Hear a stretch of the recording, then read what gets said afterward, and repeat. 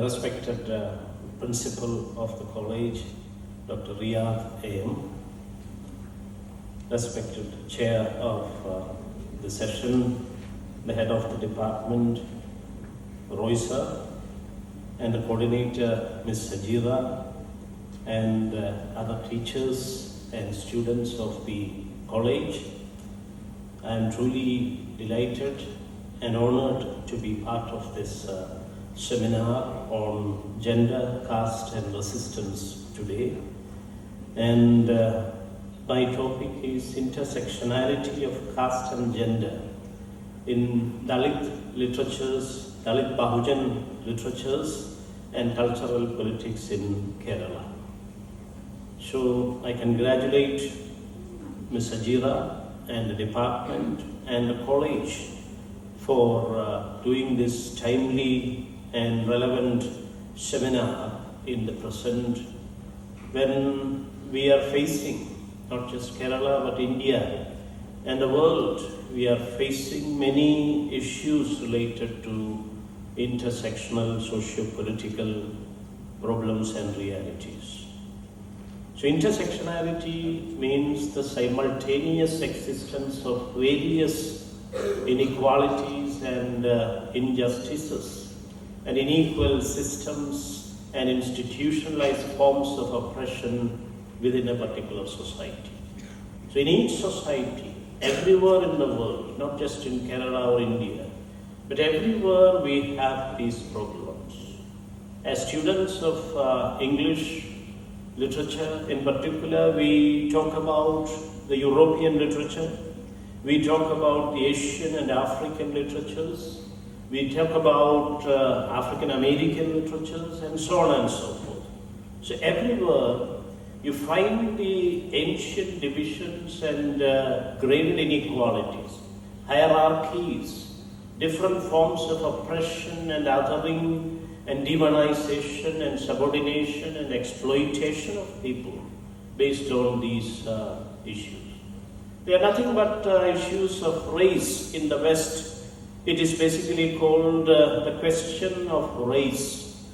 In India, it is that of caste in particular, and also religious forms of segregation and othering and say exploitation or denial of justice, that's also happening.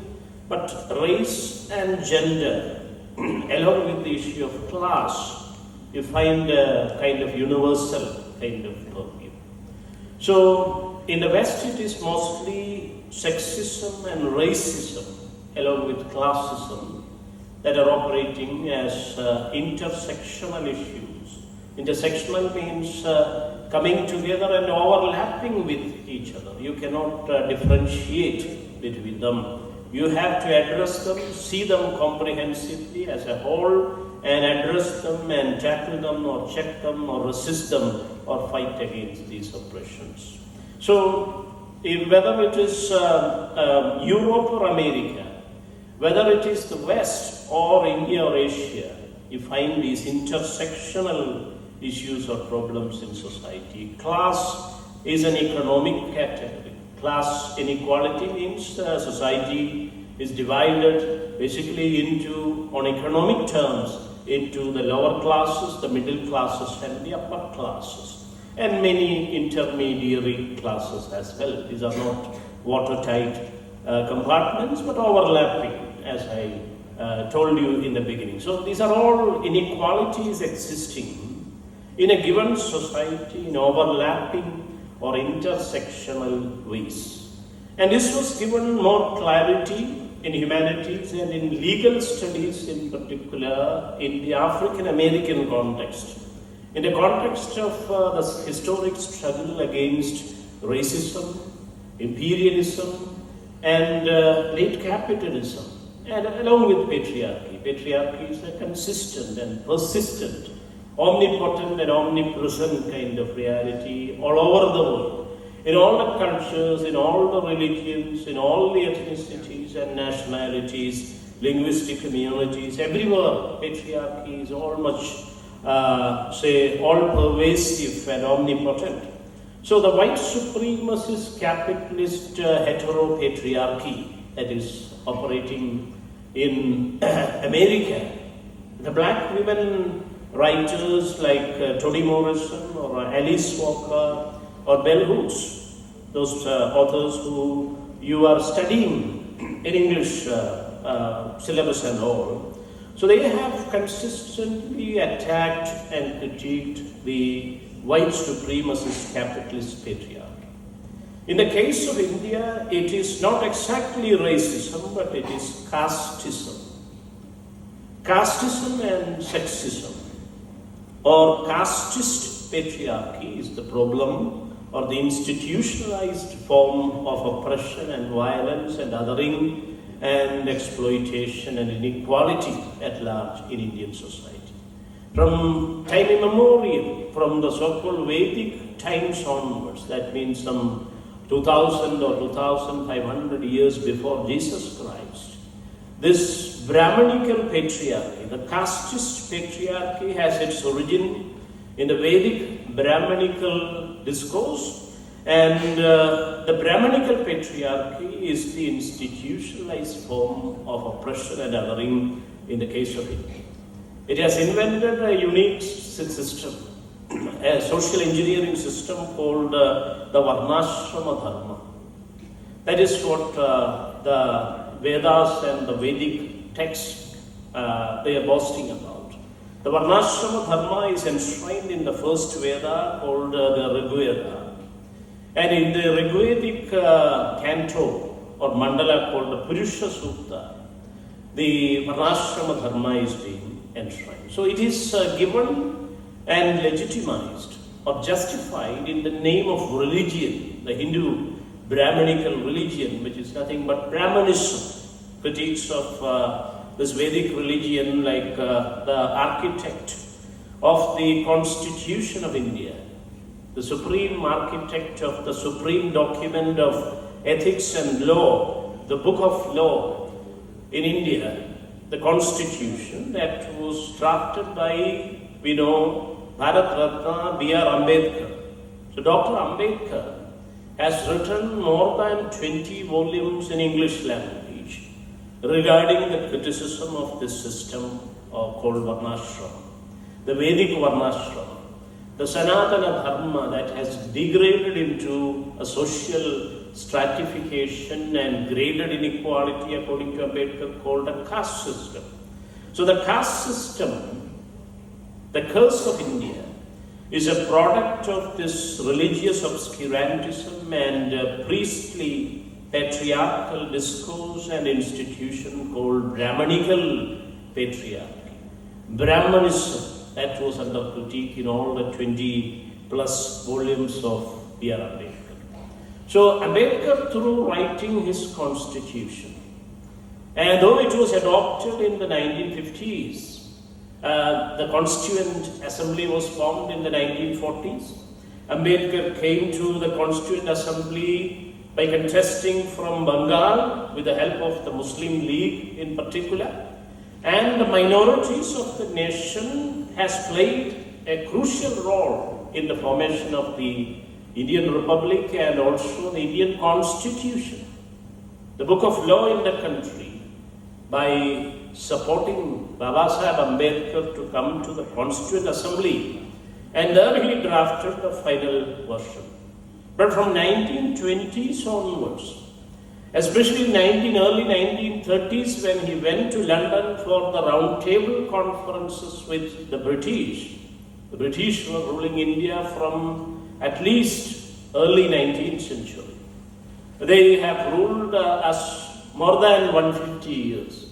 So therefore, the handing over of power from the imperial Britain to the people of India that happened under a long process. The 1920s onwards, there were many consultations and conferences and modalities were set. And then in 1930s, Babasaheb began the drafting of a prototype of the Indian Constitution that he was envisioning.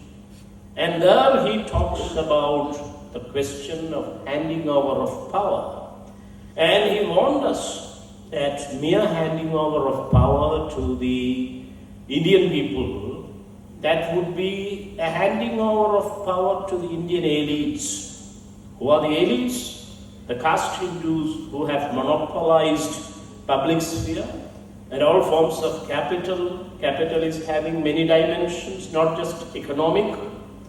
It is having social dimensions, cultural dimensions, symbolic dimensions, and educational, symbolic, cultural forms of capitals are there. So mere handing over of power to the monopoly groups is nothing but handing over of power to the Indian elites or the caste Hindus, who are already overrepresented and monopolizing in all forms of public life, whether it is education, whether it is public service, whether it is the media or academia, not to mention about the executive, the judiciary in particular. That is why such judicial activism, aggressive forms of anti-people forms of verdicts are coming out from the judiciary and also from the legislature. So every sphere of life in India, from the so-called Vedic time onwards, that was challenged by the popular philosophy or the pro-people philosophy of the Buddha and the Tirthankaras and the Christian missionaries, the Islamic missionaries, the Sikh gurus, so on and so forth in India. So the predominant and anchoring hegemonic discourse. Hegemony means a dominance with consent. The rule, the cultural, social conditioning and rule by consent is called hegemony. It's a term from Antonio Gramsci, the Italian thinker of the neo-left in modern times, who died in the prison house of the fascists in Italy. So Antonio Gramsci was imprisoned and he perished because of the tortures and the kind of intimidation. He perished within that prison house of Benito Mussolini. But fortunately, Gramsci has written, analyzing Italian history, he has written about the hegemony, that means absolute control and monopoly and over-representation of the elites in Italian history. So critiquing Italian history from below, from the perspectives of the people means a synonym for the subaltern classes. The subalterns are those who are the victims of hegemony or hegemony. As per the OED, you can pronounce it both ways. It's basically an Italian, modern Italian word. So hegemony or hegemony, it oppresses people and subordinates people, but it is having a consent. Even the victims cannot alienate or separate from it. They are complicit with that cultural conditioning because it is done through religion, through social norms, through educational apparatuses. That is a theory of Louis Althusser. Ideology and the ideological apparatuses of the state. So through various forms of society and state, you are conditioned or normalized and regularized into certain things. So therefore you accept it without questioning. You take it for granted. You don't question the religion. You don't question patriarchy. You don't question casteism and casteist patriarchy in particular in India. In all religions it has percolated. This Brahmanical patriarchy is not just a problem with the so-called Vedic or Varnashrama or the so-called Hindu religion, but in all religions, in over a large, what we call prolonged time, it has percolated into the hegemony, will percolate into various roots of the society. So in every religion you find this patriarchy. All over the world it's a phenomenon. Every religion is patriarchal as well. So you need to question and challenge and resist this patriarchal, racist and other hegemonic aspects of the religion. So Gramsci has provided a critical view on hegemony, and according to him, each individual is an intellectual. You can have the potential or you have the possibility to become an organic intellectual through extending and developing your critique of hegemony through your critical consciousness. So you need to continuously monitor the public norms and public awareness or the something called a common sense, which is the public consciousness or the public sense. And that is tinged and determined and shaped by hegemony. Therefore, you should have the good sense or the critical good sense to actually critique and analyze and scrutinize the common sense. Problem with India is that this caste Hindu sense has become the common sense in India. The white supremacist, capitalist, heteropatriarchal discourse has become the common sense in the West. Therefore, bell hooks or Alice Walker or Toni Morrison or Richard Baldwin and others, they will have to question it. Paul Gilroy challenges it. So, likewise, in India, the dominant form of casteist patriarchy, the Brahmanical patriarchy, is to be questioned and analyzed and challenged and scrutinized, critically scrutinized through the critical consciousness in every walks of life, in every text, in every context, we need to criticize it. So Gramsci, through the idea of oligarchy, that means the rule by consent of the elites in Italy, he has given a lasting warning against fascism. He perished, but fortunately his ideas and words are living. So according to Gramsci, the people are denied their just and due representations, both in politics and culture and society and every sphere of capital, and therefore they are alienated and they become mere mobs of fascism. When their rightful voices and spaces are denied, when their just representations are denied, they will become opportunists and they will become time pleasers and they will ally with the power hungry or the power elite. They will become part of that and they become unthinking, uncritical, traditional people, and they become the mobs, mere mobs. A mobocracy is in operation. They become the mere mobs of fascism.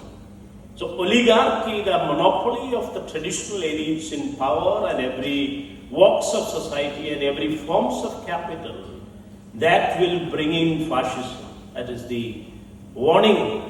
While he was fighting it in the prison, he composed these ideas, very revolutionary and radical ideas that can change and contribute to the democratization of society and effective resistance to fascism in any given society.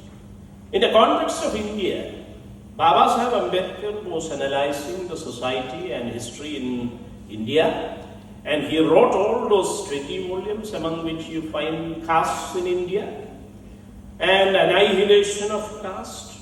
1932 he has written and published that one. During that time, he was also having that heated debate with Gandhi. Gandhi actually challenged the representational right of the Dalits, the untouchables. Gandhi actually wanted the untouchables to remain within the Hindu folk. He never wanted the caste Hindus to become a minority. And therefore, he denied the free, independent, autonomous existence of the Dalits or the untouchables. That is called the Pune Pact. So then Ambedkar published that Annihilation of the Caste. It was not even given a kind of support by the other national leaders or the Congress. Even Nehru, who is supposed to promote all these things, even Nehru was reluctant to publish that. So he had to publish it on his own. Ambedkar published it on his own. And later in the 1940s also, after the Pune Pact and all those, deceits by the nationalist mode of politics in India, Ambedkar wrote who were the untouchables? Who were the untouchables and how they became so? And who were the Shudras and how they became the fourth Varna in the Indo-European, Indo-Aryan society, in the Hindu society. So these crucial works on caste, critiquing caste and identifying its ideology in the Vedic Varnashrama Dharma, something that is projected as a Sanatana Dharma. Recently that debate was here in South India. And Udayanidhi Stalin, that lead actor. Udayanidhi Stalin has initiated that critical debate. He said it's a kind of pandemic. It's a virus that is to be eradicated. Varnashrama Dharma is a contagious and lethal virus that must be eradicated because it's a social evil. It will propagate the caste system. It will legitimize the caste inequality and hierarchy, and it's a problem for the society and the future. And it is a virus, a disease, a dangerous kind of epidemic that must be eradicated like polio or malaria or the COVID. I was talking about it in the context of COVID. You might have also seen that Mari Selvaraj film, Mamanan, in which the Udayanidhi and that Vadivelu and all, they were acting. A recent film also you might have seen, Mari Selvaraj's Vali, the autobiographical film of a Dalit boy, his own, Mari's own experience, childhood experience, his father in the Marxist labor movement, trade union, and his own kind of exclusion and othering and ostracism and the pangs and the pain. A Dalit boy, an untouchable boy. In Tamil Nadu in the 1990s, what happened in the 1990s in Tamil Nadu, in Tirunelveli, among the plantain laborers, that is what is being depicted in that Vali. You might have also watched that Paranjit. It's all from the Paranjit school, Paranjit Pallikudam. You have that film Thangalan that was recently released, and it became a huge hit also. Who were the untouchables? Ambedkar's thinking. Ambedkar's answers are what you call visualized as cinema. Cinema and theatre, everything is being changed through the Ambedkarite ideology of the Navayana. The untouchables were reluctant to embrace Brahmanical patriarchy. They resisted Brahmanical patriarchy and caste and Chaturvarnya. Therefore, Brahmanical patriarchy punished them. Untouchability and exclusion, that was the punishment. So they were the former Buddhists who never submitted to Brahmanical patriarchy and the caste system or the Varnashrama Vedic ideology. They were excluded as others and untouchables. So that is the logical, historical, sociological explanation that is given by Ambedkar in Who Were the Untouchables, how they became so. And that is being articulated in cinema as the struggles of the untouchables in Kolar minefields during the British times in the mid-19th century, and the struggles of the Adivasis, the ancient tribes, the Naga tribe, in particular is shown by Paranjit in that film. Thangalan. Thangalan means the golden shining one. It is the Buddha. It's a synonym. Tangappan or Nagappan or Thangalan. It's all synonyms of the Buddha in ancient South Indian Tamil, ancient Prakrit of South India, says Ambedkar. Tamil or Dabila is the root language, which is the ancient language, which is more ancient than Sanskrit, which is supposed to be the Prakrit's or the natural. Prakriti means not barbaric, but natural, related to Prakriti, Prakrit, Prakriti Saham, Nathatilana, Prakrit is being used. So, Ambedkar's explanation of Indian history as a struggle against Brahmanism by the Dalitbahujan culture or the Buddhist, formerly Buddhist culture, that is being articulated in cinema by Paraj. In every film, he shows that image of the Buddha, image of Ashoka, image of Ayodhidasa Pandita, image of Periyar. In Mairi's films also you find Ayodhidasa, the great Dalit leader who initiated this Neo-Buddhist movement in South India in the 1880s. And his image is being used. Periyar's image is being used by both Pandita and also by Mari Selvaraj, coming from that Paranjit Pallikudam. The Pallikudam struggles of Mahatma Kali reminds Keralites about the Pallikudam struggle.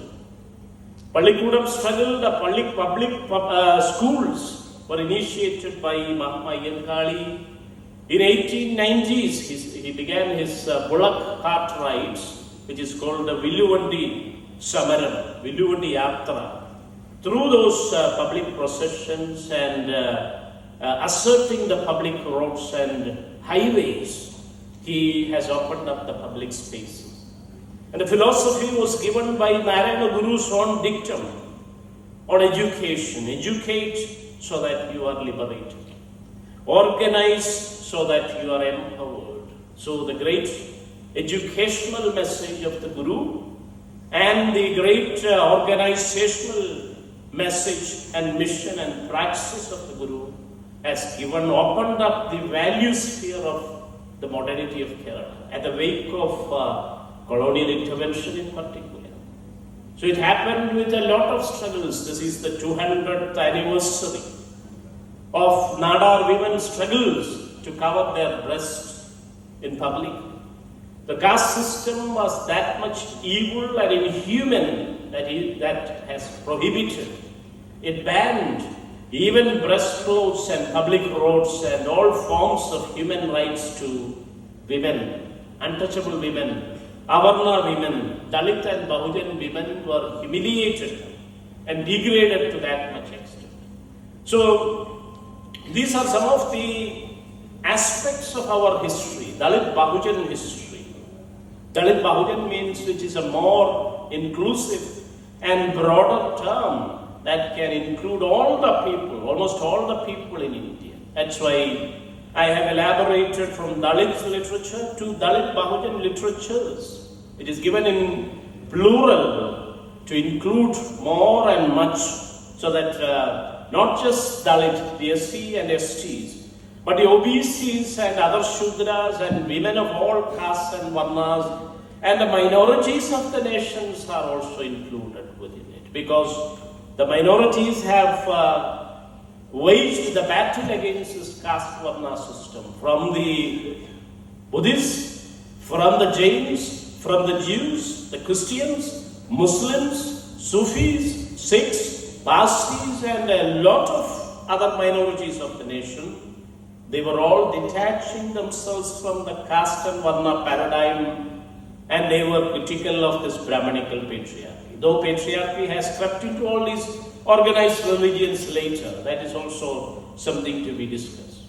So the term Dalit Bahujan includes more than 90% of the people of India. So that's why that more broader, inclusive, democratic term is now being used here. So intersectionality simply means the existence of caste, gender, class, regionality, language, sexuality and religion, many other factors, multiple factors that determine your identity or your subjectivity in a particular society like India, because India has been a casteist society. India has been the terrain of casteism and varnashrama dharma for many millennia now. That's why we are using that category.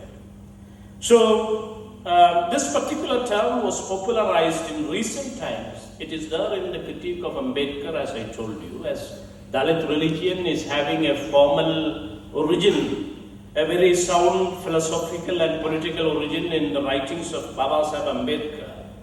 You find this critique against caste system in his masters, because Ambedkar has acknowledged the Buddha, who lived some 2,500 years ago in BC 6th century, some 500 to 600 years before Jesus Christ. And in Buddha, in Kabir, the Sufis, this critique is very much prominent, says Ambedkar. So he considered the Buddha, Kabir, as a representative of the Sufi traditions of India, Islamic and Sufi traditions of India. And today morning also I went to that Kuba, the Kabbals of various Sufi saints here in Kototi. I'm extremely thankful to Ms. Ajay and others to invite me here again so that I could go directly and see all those beautiful historic monuments here. So, according to Ambedkar, the Sufi tradition is the most important tradition in India. In Bhakti, you find very reactionary regressions and retrogression into the Hindu thing again. But in Sufi, you find more liberal, more, humanistic kind of a democratic kind of spirit of egalitarianism and liberation, at least on a personal level, it is there. So, the Buddha, Kabir and Phule, Mahatma Phule, Jyotiba Phule, the pioneer of social revolution, that's why in the poster itself you have placed Miss Phule, that is Savitri Bai Phule. Savitri Bai Phule and Fatima Sheikh in particular, Fatima Sheikh and Mr. Sheikh, Usman Sheikh and Fatima Sheikh, they have created the Phules, or they have provided the platform and the opportunity and the infrastructure for the Phules, for Jyotiba and Savitri to flourish. So they actually supported the Phules in establishing the Pallikudam, the schools. That name is from the ancient Tamil Pali, Pallikudam, Palli and Pallikudam. Originally it was the Buddhist Bihar, a Buddhist Palli. Jains also called it Palli in South India. Jews called it Palli in South India. In Kerala you have Judapalli, Paradeshik Palli, the synagogue in Mattancheri and various Mala, Paravur, Chandamangalam, many places. The Christians call their worshipping place the Palli, Christu Palli or Christava Palli. And the Muslims also from that Prophet's time onwards, from 7th century onwards, you have the Cheraman Palli, the Palli of the Cheramakkal, you find in Kodingalu. One of the ancient Pallis of the mosque. In English it is called a mosque, but in South India, in Tamil and Malu, it is called a Palli because of that long legacy from Buddhism, Jainism, Judaism, Christianity and Islam and Sufism and so on. So, all of those people, all the non-Hindus, they call their worshipping place or the spiritual monument the Palli, which cannot be deconstructed. It is in the heart and spirit of the people. Therefore, you cannot abolish it or deconstruct it. It is something like justice itself, which cannot be questioned. Justice can be reformulated according to times, but the idea of justice you cannot deconstruct and question or negate. So the Palli is also such a signifier in South India in Tamil, which you cannot question or undo. Even if you destroy the monuments, the external material thing, the idea of truth and justice that will prevail.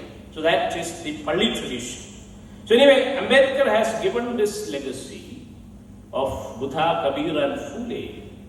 And in South India, you have pioneers, Dalit thinkers like Ayodhi Das that I mentioned in connection with Mary Selvaraj, Maman and Wari and other, Karnan and Periyerum Perumal, the importance of education. You might have seen Periyerum Perumal, that film. The vitality of educational and symbolic cultural capitals.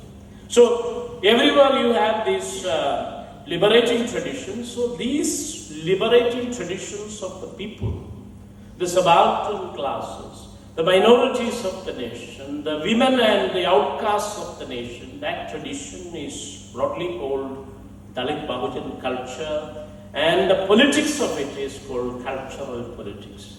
The politics through very peaceful, democratic and cultural, symbolic way, that is called, it's nothing related to public protests and open kind of aggressions or violent forms of struggle, but it is a peaceful, harmonious, like the Sufis. Through music and dance, the Sufis have transformed the cultural landscape of India. So it is through music, it is through cinema, as done by Mary Selvaraj or Paranjit. It is through music like A.R. Rahman is doing. So that kind of a Sufi transformation, you will find the Sufi element is a vital, predominant element in the Bahujan culture of India. The idea of the Bahujan, it comes from the Buddha. The philosophy is from the Buddha. Buddha defined his philosophy as Bahujana Hitaya and Bahujana Sukhaya, which is also supposed to be, which was supposed to be the dictum of All India Radio, but All India Radio is no more. It's reduced to Akashvani. But the philosophy of Bahujana Sukha and Bahujana Hita, that means the greater good, the common good, the greater common good of the people as the subaltern or the unrepresented, the excluded, the otherized, the marginalized, the minor and marginalia, that remains. So basically the philosophy of Bahujanism is from the Buddha. Later it was happening everywhere in the Sufi traditions. Then Mahatma Phule also acknowledged that philosophy, and he used the term Bahujan in coining one of his crucial category called the Bahujan Samaj. Mahatma Phule has devised this social category called a concept called Bahujan Samaj. Bahujan Samaj means the people's community, the people's society. Again from the Sangha of the Buddha. Buddham, Sangham and Dhammam, these were the triple gems, the great virtues, values actually laid down by the Buddha. So Mahatma Phule has popularized his Bahujan Samaj. The Satya Shodhak Samaj means a society for seeking truth, Satya Shodhak, and verifying truth, socially verifying and justifying what is truth, what is truthful, what is ethical in a multicultural society. So he advised his followers of Bahujan Samaj or Satya Shodhak Samaj to detach themselves from the hegemonic nationalism that was happening in 19th century. He instead focused on the educational efforts and liberation, liberal human education of the untouchables and the untouchable Dalit girls. So that is why Fatima Sheikh and Mr. Sheikh and Savitribai Phule and Phule Jyotiba, they started their schools for Dalits in the 1850s. As early as 1850s, they have started the schools for Dalit girls, the untouchables. Because even Phule, a very influential, wealthy man, he was a contractor with the British. I mentioned about that Pune Pact. Gandhi went on hunger strike till death in the Yerwada jail while he was imprisoned by the British. In the Yerwada jail, Gandhi went on hunger strike. That Yerwada jail was constructed by Mahatma Phule because he was a contractor. That much I am mentioning his wealth, his influence with the colonial regime and other social connections. But even Phule in 1830s and 1840s, Phule was denied education in the traditional Brahmanical Hindu school, in the so-called Gurukula. It was denied even to Chattambi Swamigal in Kerala because they are all from a Varna, a casteist category, a Varna called Shudra. According to the edicts of Manu, according to the Hindu law, according to the Brahmanical patriarchal law, Shudras and women of all Varnas, they must be denied letters. They have no human rights, They are supposed to be the menial slaves, lifelong slaves of the other caste Hindus, other three varnas above them. That is the Purusha Sukta thing. The Brahman on top, and then Kshatriya, Brahman through the mouth, Kshatriya through the hands, and Vaishya through the thighs, and Shudra, the last and fourth varna, through the feet of the Lord or the God, which is called Brahman or Atman, or what you told the Virat Purusha. God is imagined, the Hindu Brahmanism imagines God as a Purusha, a standing Purusha, colossal figure from the mouth of the Brahman, hands Kshatriya, thighs of the Virat Purusha came out the Shudra. That was mocked by Narayana Guru in Kerala. He said, for the Vaishya it would be easier to come out through the back of the Virat Purusha. Why are they coming out through the thighs and all? So is it like a tree sprouting, ridiculed and criticized the Guru in Kerala? So anyway, this hilarious or absurd story was there, and according to the Manusmriti, which is now made into a textbook under Delhi University for legal studies, for students of law, they have made it a textbook, Manusmriti. So according to the Manusmriti, Shudra Makshara Samyuktam Durada Parivarjati, Nastri Swadandrya Mahadi. That means women doesn't deserve equality and freedom and justice. And a Shudra who learns the art of letters, he must be killed. His tongue must be plucked out or cut out. Or if he teaches letters of the alphabet to the other Shudra or Chandal kids and women, his head must be, his body must be cut off. That was the punishment that was given to Shambhuga.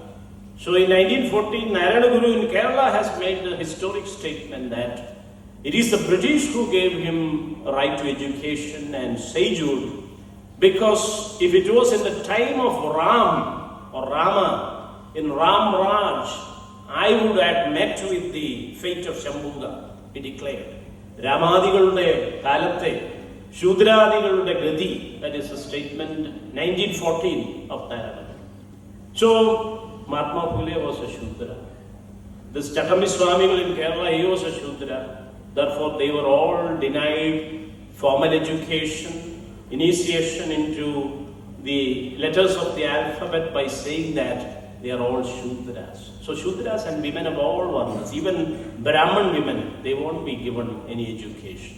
They won't be given any full freedom and human rights, because the Manusmriti and the other Smrtis to the Puranas, 18 such Smrtis are, Yajnavalkya Smriti, so on and so forth. So all these Smrtis to the Puranas, the imperial textuality of Hinduism, it denied education, human rights, and equal freedom to the Bahujan masses, the Shudras, women, and not to mention about the Avarna, those who are outside, those who are originally, according to Ambedkar, the Buddhist laity or the Jain Ajivaka Buddhist tradition, the Shramana people, they were all denied justice and equality.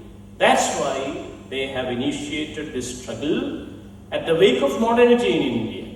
The Christian missionaries were here in 18th and 19th century. That's how the Nadar women revolted. When there were many Nadar women who were converted to, who have exercised their franchise and freedom of religion, which is now under threat. Even an interreligious marriage is prohibited through law now in many states of India.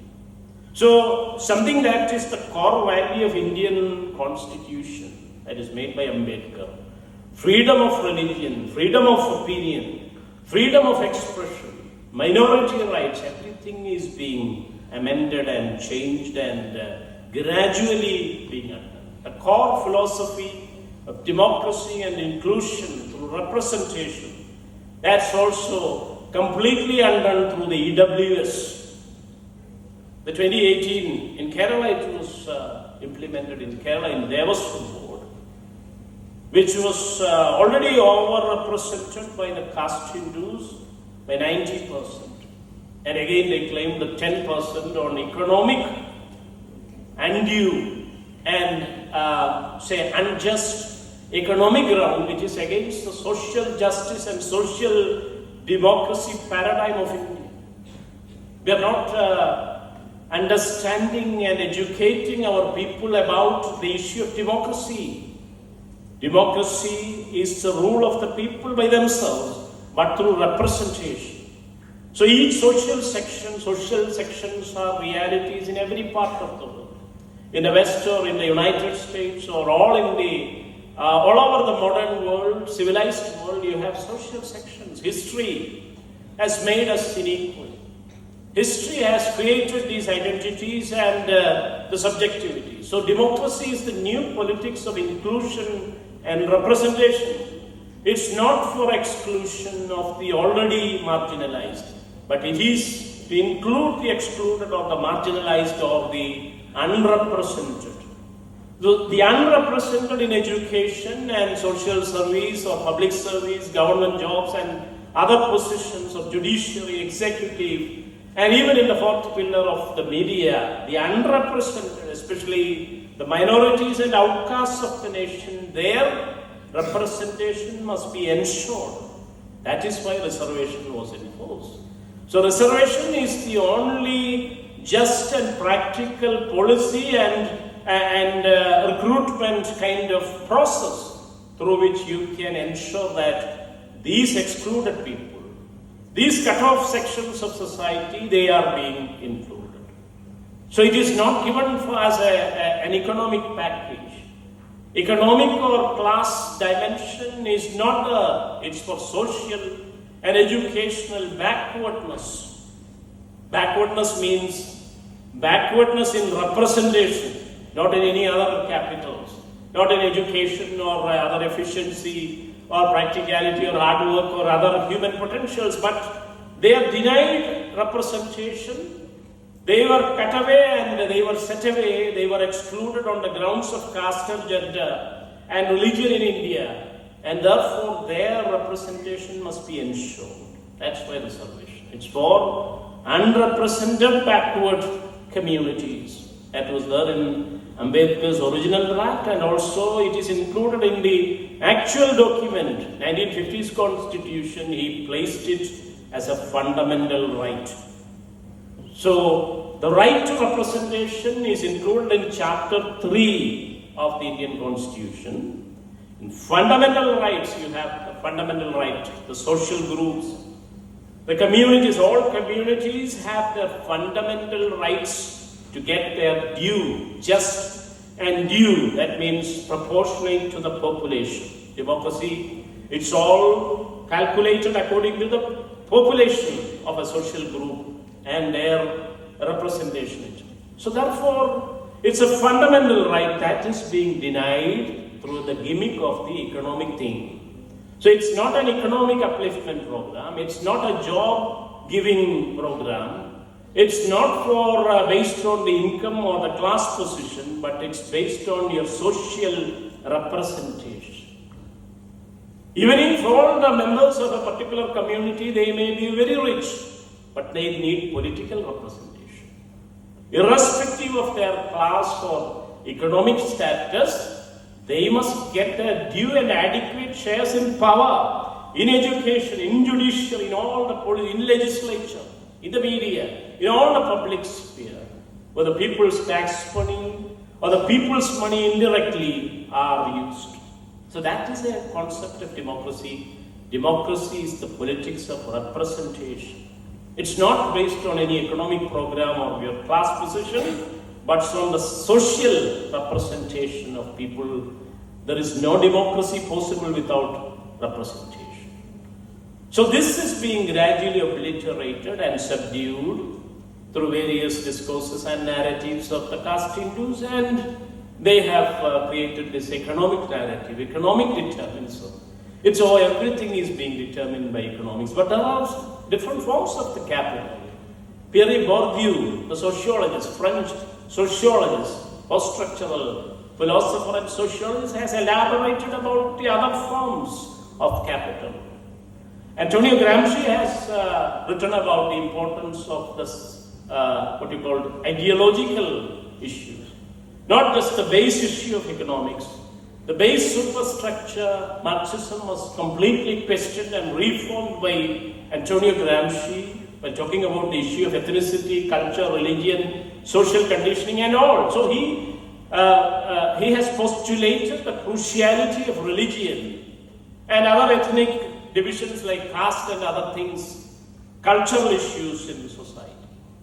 So, unfortunately, through the hijacking and monopoly and overrepresentation, which is called oligarchy by Antonio Gramsci and B.R. Ambedkar in particular, the caste Hindu forces have hijacked and sabotaged, completely sabotaged, the Indian constitution that is based on the democratic process and principles of inclusion and representation of the people.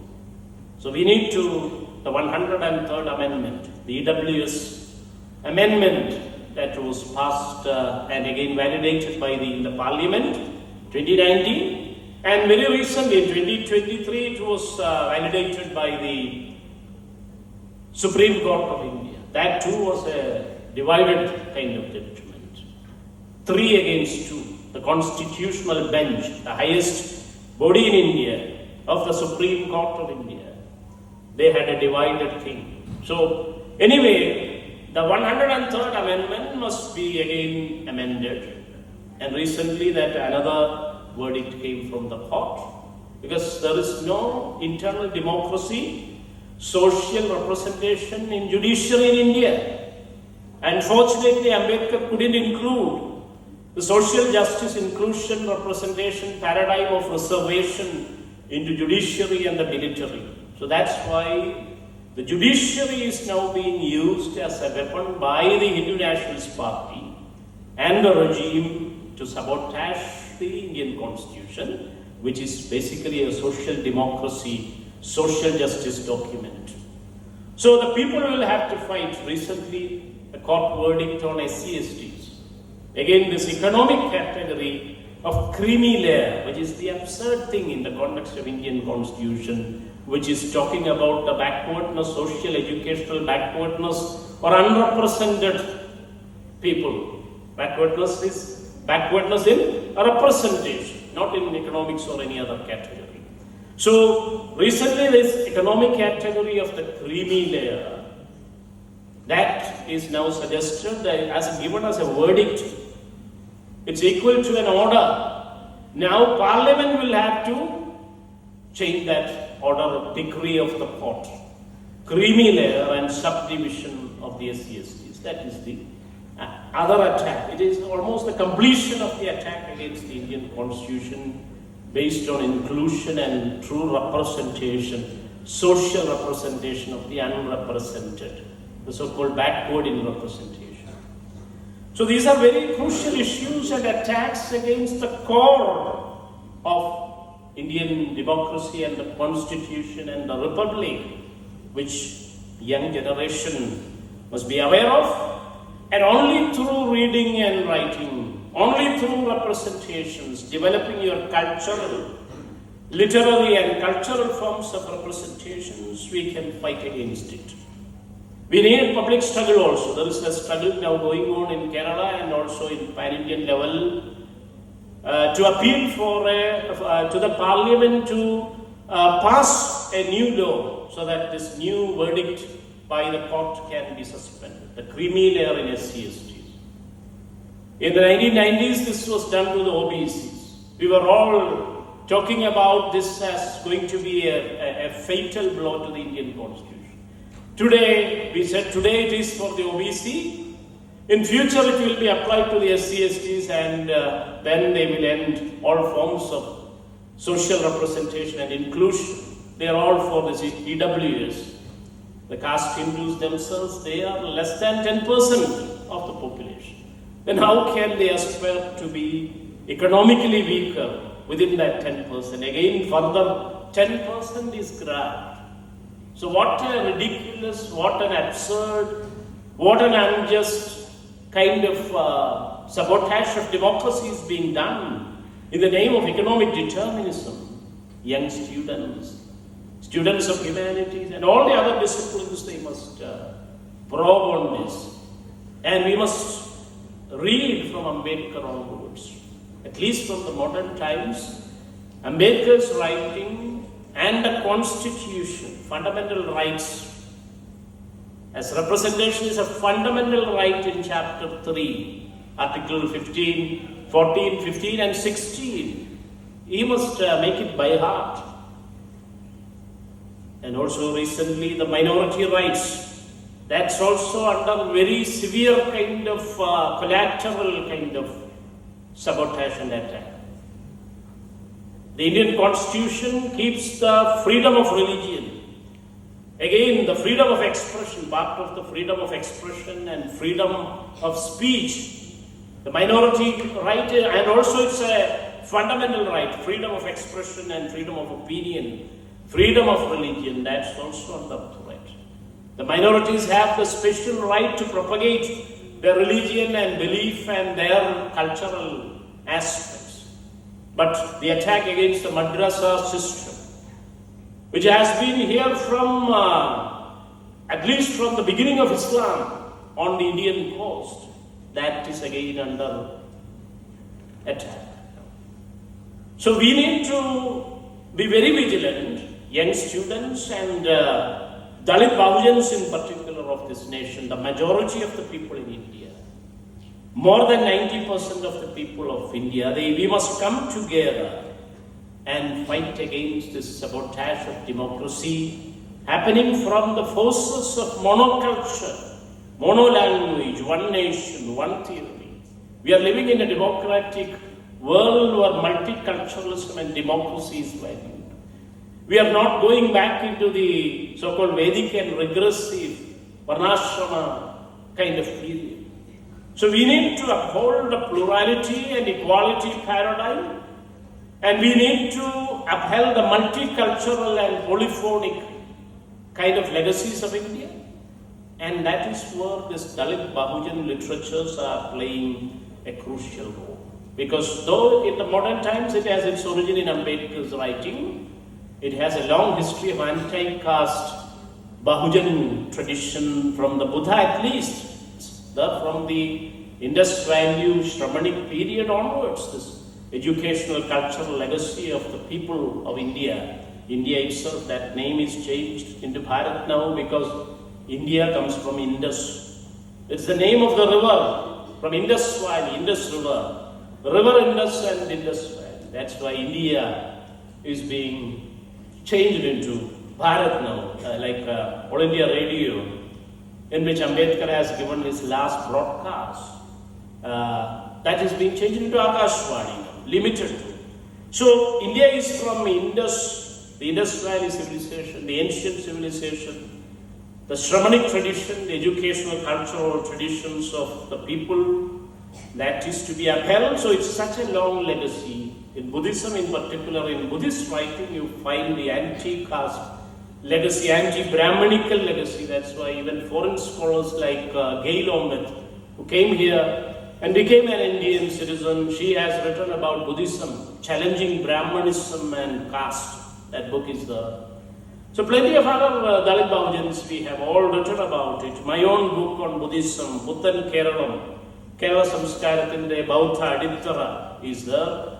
And plenty of others have enlightened us about this, and Dalit Bahujan literatures in particular. So Dalit Bahujan literatures today and Dalit Bahujan cultural politics today, they are very crucial in creating a Bahujan Samaj, an idea of the ancient Indus kind of tradition, the Buddhist tradition, the Jain tradition, the Jewish tradition, the Christian, Islamic, Sufi and Sikh traditions of India.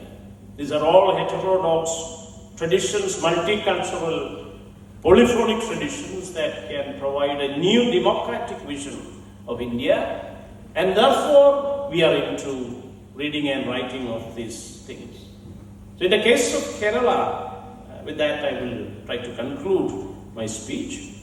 So in the case of Kerala, we have that anti-caste writing from the ancient times, of course, but we have only, say, a kind of legendary kind of allusions to many ancient poets and all.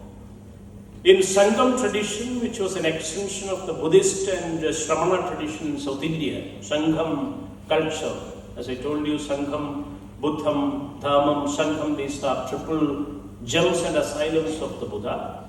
So in South India, because of the propagation of Buddhism by Emperor Ashoka, the great Mauryan emperor, some 200 years after the Buddha in BC, 3rd century, in South India and South Asia, there was a tradition of Sangam. And in Sangam tradition, you find Tiruvalluvar's Tirukural and the 5 great epics of Tamil. Tamil has those ancient epics, almost 2000 years old. Tiruvalluvar, the Valluva poet, Tiruvalluvar, Valluvar means the Pulaya. And many other traditions are Chatana. Sheetalai Sapana or Chatana has composed Manimeghale, which is a great epic in Tamil, which is a Buddhist epic. So within the 5 great epics of Tamil, ancient Tamil, which is called Aim Perunkapiyam. Aim means 5. Aim Thinai Vazhakkam is the great Sangam aesthetics, is called Aim Thinai Vazhakkam, which is all based on the precepts, 5 precepts. The Panchashila of the Buddha. Do not kill, do not steal, do not lie, do not engage in adultery and sexual misconduct, do not use drugs and liquor and other alcoholic kind of spirits. So these are the 5 precepts, which is called the Panchashila of the Buddha. So Sangam was made possible through the philosophy of the Buddha that was propagated by Ashoka. And in Sangam age, you find Valluva and women poets also.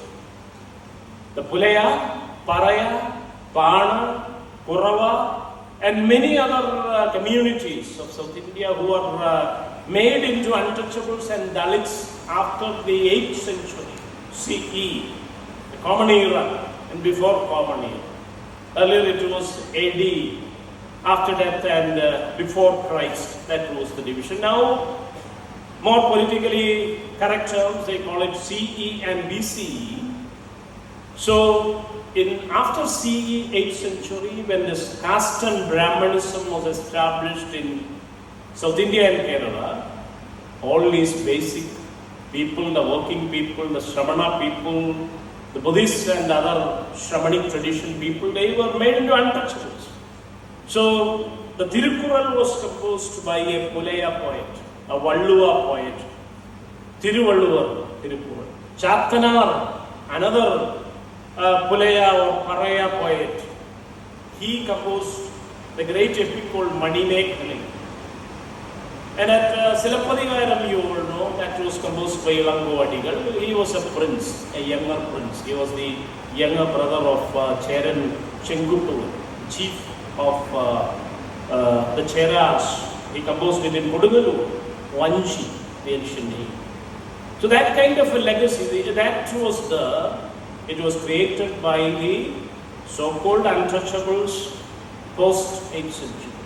So all those creative people, the Bahujans of the Buddhist enlightened period, they were all casted away as untouchables when this Hindu Brahmanical Chaturvarnya system or the caste system was established in Kerala and South India after the 8th century. Through cheat and violence. It was done through a lot of cheat and violence also. The myth of Mahabali is an example. Pakkanar in Kerala, the 16th century Paraya, magician and poet, Iratingal, belongs to that river Pera, now called Paradapura or Nila, originally Paradapura. Paradavas are the Meenava people, the fisher folk in Sangam age. So, Pakkanar has written about it. There was something called the 900 verses of Pakkanar. Pakkanarude 900 പാട്ടുകൾ. Unfortunately, that was lost in the Brahmanical Hindu conquest, and the Parayas were made into untouchables. Even that Adivasis are having Buddhist legacies, whether it is the Kanika of South, or the Malayas in Idiki, or the Adiyars and Paniyas of Wayanad. They were all having Buddhist legacies, and therefore they were extremely alienated, otherized and humiliated, and made into even unseeable people. That's why they escaped to the jungles. As Paranjit Tangalan would reveal, the Naga tribes are protecting the Buddhist site and the Buddhist statue there because of their long affiliation. So these legacies, the origin of Dalitbahujan writing and culture, we can see in South India in Sangam, but after the establishment of caste Hindu system, it was completely suppressed and erased even from the memories of those inheritors. Those very own people who has created the Madimekhalai and Tirukkural, which is called the Bible of the Tamils. It's revealed in all parts of the world as equal to the Bible, the ethical code of South India. Tirukkural. Pirapukkum Uyirukkellam, through the condensed verse, Kural, like the Dohas of Kabir. I mentioned Ambedkar talking about Kabir. So like the Dohas, the couplets of Kabir, Tirukkural actually condensed the philosophy of Buddhist and Jain and Shramanic multicultural South India. Even the philosophy of Judaism and Christianity has influence, according to many recent scholars on the Kural. Kural means the condensed words, like the haiku, the Buddhist Zen haiku of the Japanese and the Koreans. Kural means the condensed words. So, Pirapakkum Uyirkellam means for all beings, they are all equal at birth. At birth, we are all equal. That is the egalitarian philosophy and ethical perspective of the Quran. So, it has its origin there, but it was completely lost in the Brahmanical Hinduization of the land. Some minorities were struggling against it, as I told you, but many have to make compromises. The Jains, they have made compromises. The uncompromising Buddhists were completely exterminated. They had to face genocide. So India, which is the birthland of Buddhism, from India it was completely wiped out by 14th or 15th or 16th century. Many aberrations and disguised forms continued. So only at the advent of the British in India, through English education, the change was possible, and their colonial institutions like the Archaeological Survey of India, they have excavated many relics and remnants of Buddhism. The proofs of the life of the Buddha and Ashoka, they were all excavated, and the Dharma script, the Brahmi script, was deciphered by James Prinsep and Sir John Marshall and Sir Alexander Cunningham, the whites and the Christians. Many of them were also in the mission, in the Christian mission. So they had a keen interest in the ethical egalitarian legacy of Buddhism, because Christianity and Islam and in many other religions, in Hinduism also, you have many positive dimensions of Buddhism. Like the initiation into letters, even in the Panani Makhdum's Palli, you have that tradition of the Vilakatirikal, Kadadirikal and all, the initiation into letters. So, in many traditions, you have the glories and the democratic traits of Buddhism still continuing in disguised fashion. So, at the wake of imperialism, it is Phule and Fatima Sheikh and Savitri, they have created it. And in the context of South India, it is Pandit Ayodhi Dasa, and later Periyar also continued that into a more Dravidian kind of movement. In Kerala, it is in the Ayya Vaikuntha tradition, Taikada Ayya tradition, Narayana Guru's egalitarian philosophy, his disciples like Sahodaran Ayyappan, Mulur and Midawadi and others, they have created a movement of Neo-Buddhism, which is an anti-caste kind of philosophy and praxis. In proper kind of articulation, you find it in Pakana in 16th century. In modern times, you have figures like Poigail Apachun, Poigail Yohanan, or Poigail Apachun. He has articulated the Dalit question, especially addressed the issue of slavery, caste slavery, caste agriculture slavery, severe forms of say oppression of the people. And he, through his songs and spirituals, Poigail Apachun has enlightened the people, organized the people in a movement called PRDS, or his philosophy of Pratyaksha Raksha, sudden instant salvation. He declared himself as the leader and the lord of that movement. And it is through me, he said, Poigail Apachun, in early 19th century, he said, you will get salvation or deliverance. So I am the God, he declared, for the untouchables in Travancore. That movement is still flourishing. They are organizing many things on the abolition of slavery and its declaration now. That program is happening in various parts of Kerala now. PRDS kind of commemoration of the abolition of slavery, which happened officially in 1850s, but slavery continued to 20th century in many forms in Kerala. So Poigail Apachun, then after Ambedkar, many scholars have written. In Kerala, Kallara Sukumaran was there. You have Paul Chirakkanodu. You have T.H.P. Chandarasheri writing about history. We have writers like K.K. Kochu. K.K. Kochu's autobiography, Dalitan, we must all read, which also translated into English language. The Dalit, it's available in English also. K.K. Baburaj, his brother, is also a prominent critic. Baburaj's recent work called Aparachuntanam, talking about the other, is critically developing the discourse towards the other from Narayana Guru himself. അവനവൻ ആത്മസുഖത്തിൽ ആചരിക്കുന്നവർ അപരന് സുഖത്തിനായി വരേണം. About the considerations, unconditional support for the other, without which no democracy, no philosophy, no culture is possible. So the concern, the equal concern for the other, that's also very important in Dalit literature and contemporary Dalit writing in Kerala. We have a lot of poets. S. Joseph is there, M.R. Renukumar is there, Dr. M.B. Manoj from the Calicut University, M.B. Manoj is there, S. Kalady is there. Women writers are there, like Avaya and Nachina, and many other women poets of Sangam age. We have women Dalit poets.